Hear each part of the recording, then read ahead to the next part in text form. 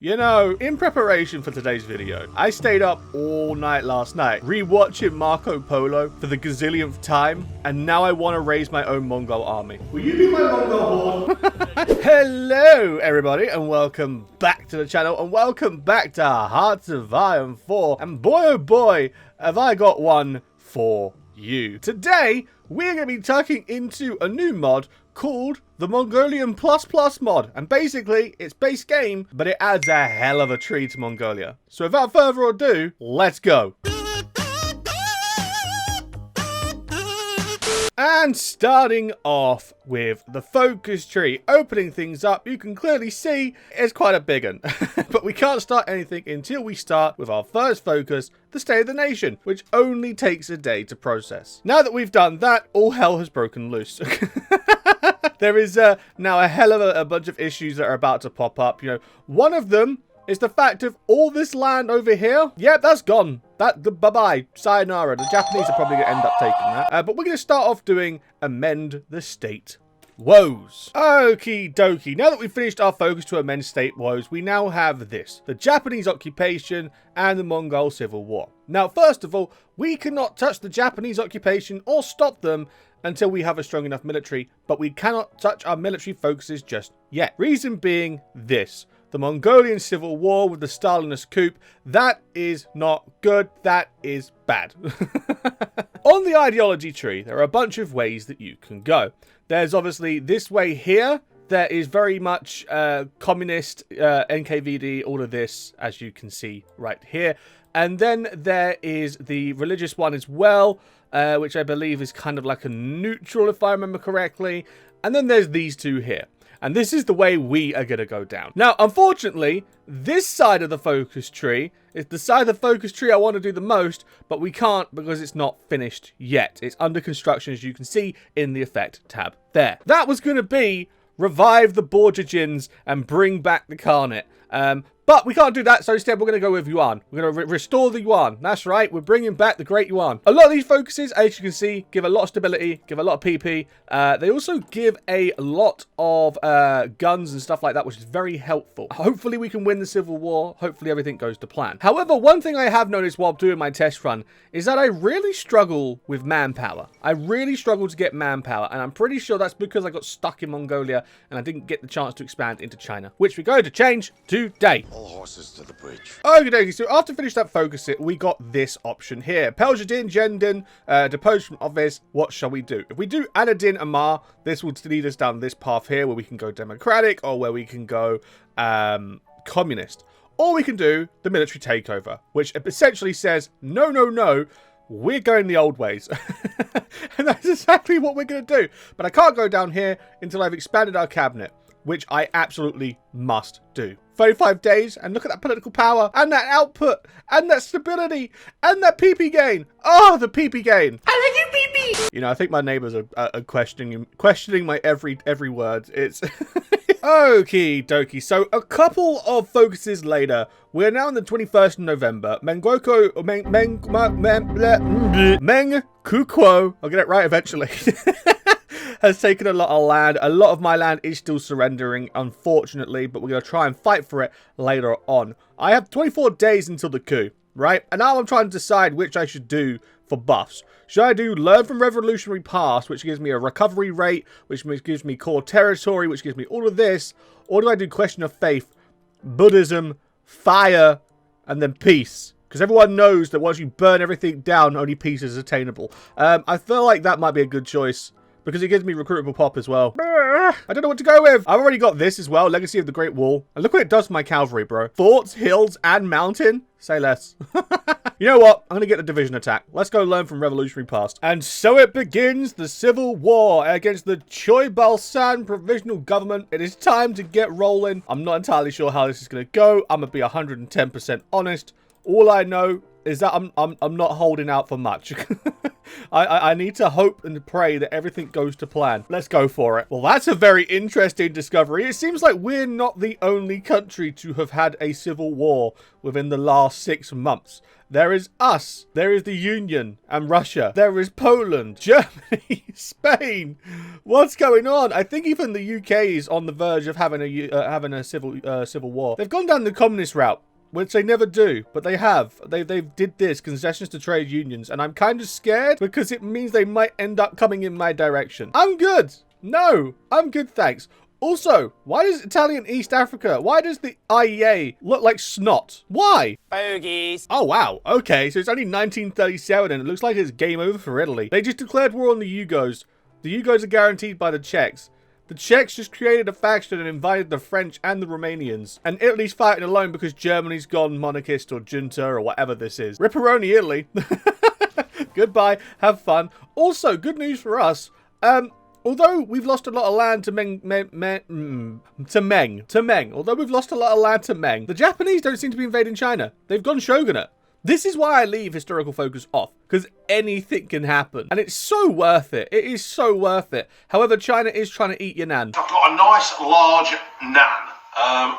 My nan's dead, so that don't matter. We need to rebuild China. We need to rebuild China under Mongol rule. And it's finally here. Peace treaty done. Goodbye, civil war. We only lost 20,000 troops. And you know what? I'll take it. Peace-led, player-led. I can't even English. Oh my god. Player-led peace conferences on, which means when we take our land back, it is less expensive. Yay, yay, yay. And now we can focus on the other parts of the tree, like taking China.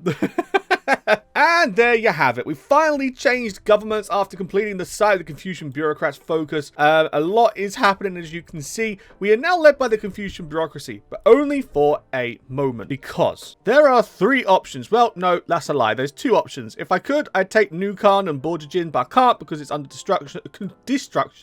construction. I can't talk, okay? I've had no sleep. Marco Polo kept me up all night. Oi, oi, oi, oi. So I have 2 options. I can overgo the true son of heaven, and we can put Taji Khan Demshub, I butchered that, in charge. Or we can choose crown the queen consort, which I'm going to do. And it's down the middle, so I should get the best of both worlds. And with 2 focuses complete, we now have 2 new things to show for. First of all, restoration of Yuan. We are now the second Yuan kingdom. And then secondly, Khatun Jenapil is our new princess or queen. And you know, I'm gonna go queen. She's the first cartoon and she looks so cool. Look at that headdress and everything. Yo, she just screams badass. That is the type of queen that you do not want to irritate. Hell no.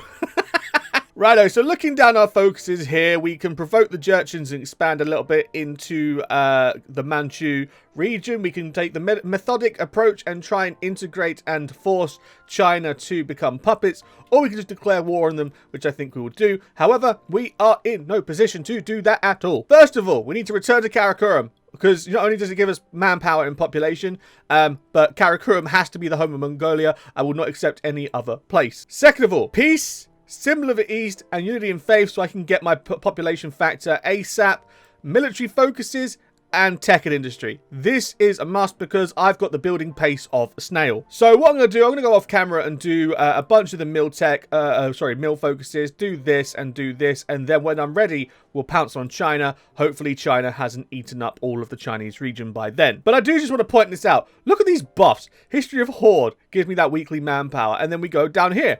War of Speed. Embrace the knowledge of the Horde. Mongol Horde Reborn. Division Speed plus 20. Oh my god. And it seems the moment has come. China have just decided that they now want to declare war on me. And I'm slightly scared because I've got no manpower and no equipment. This is what I was worried about. Even in my test run, I could eventually get equipment. But manpower...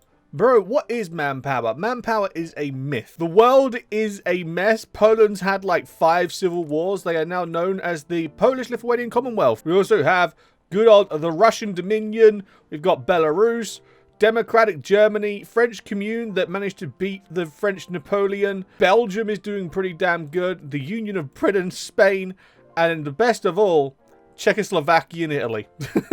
It's mad. It's mad. It's mad. I'm genuinely left speechless. You know, I feel like my luck is starting to run a little dry. Because not only have these guys just declared war on me, but they also made the great addition of joining the German faction, which now means I have to face the whole of this faction. Why? And it's all because Germany were guaranteeing the independence of China.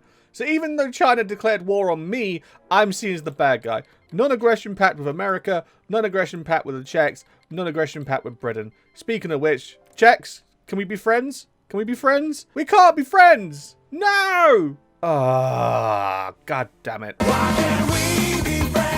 You know, rather than going on the defensive, I'm just going to go all in on the attack. I've got all these buffs for my attack on my cavalry. You best believe I'm going to use them and my 6k manpower. You know, this is actually working out surprisingly well. I mean, there's a lot of red. We're going to ignore the red, but for the most part, this is working out really well. I'm so glad I got those buffs. Those buffs are amazing. It's just a shame I've got no manpower to make any more. This is not good. I need more manpower. How does one get manpower? Give me le manpower. Oh, look at this. Service by requirement. Get your butts in those suits, please. Bro, they seriously have no supply or org. I might just stack wipe the whole army of China and Shaanxi with a bunch of cavalry. Call the horde. It's throat singing time. So, as you can see, China is still proving to be a little bit of a challenge. However, they kind of bit off more than they could chew. They declared war on Japan, and I feel like they're going to be worse for wear. I'm going to try and fight these guys, and I am going to cut a little bit here because we are 12 minutes in, roughly, to the video. And if I'm going to max out 15, 16, I want to get a lot more stuff done. So just be a little bit patient with me. I'm going to cut most of this grinding out. It is very grinded, but we are winning because, you know, Mongolian buffs OP. And finally, we got our peace deal. We managed to, well, not even a peace deal. We've just managed to get them to cap. The Chinese have managed to give in, but the Guangxi clique is still fighting on, so I'm going to have to reroute my troops and bring them around for this. This pretty much sums up what I think our peace treaty borders are going to be. The Japanese will take the East Coast, I'll take the South and the West and all of that. But it's not over until Germany croaks. I'm going to have to build up and get Germany. On the bright side, I now have manpower, but I still have no equipment. And it seems like a surrender is slowly but surely working its way around. We've got Germany over here who's absolutely just getting rushed by everything and everyone. Greece has formed Hellas. The Japanese are in Poland, and Britain's taking Germany. This is bad. But I'll tell you what, though, that's cool. I have never, ever seen Hellas. I've seen Greece.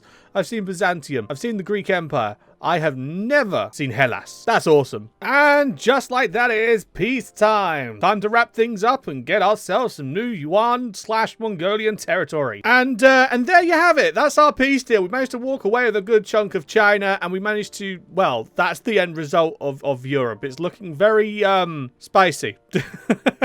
Now, I could go on and give you guys another minute of gameplay because I really did want to go on and make the Mongol horde a thing, but I feel like this just dragged on for too long and it ended up sitting in 1943. If you guys would like me to give this another try and to go ahead and try and conquer everything as Mongolia and create a giant Mongol horde, let me know in the comment section down below, and we can always list it down as another thing to do, another thing to retry. But for now, I feel like, you know, 1943, I've only just discovered what industry is. I feel like I'm ran out of time for everything. We're already 15 minutes into the video, and I could do another 30-second segment right now if I snap my fingers and go. But I'd need to play until like 1958 to be strong enough to do what we want to do. So I'm going to leave it there. If you guys want to see more, let me know in the comment description. Let me know in the comment section down below, and I'll put it on the to-do list. But till then, thank you so much for watching. If you guys have enjoyed, don't forget to, of course, click the like and subscribe, all that fun stuff, and I'll see you guys in the next video I do. Ta-da!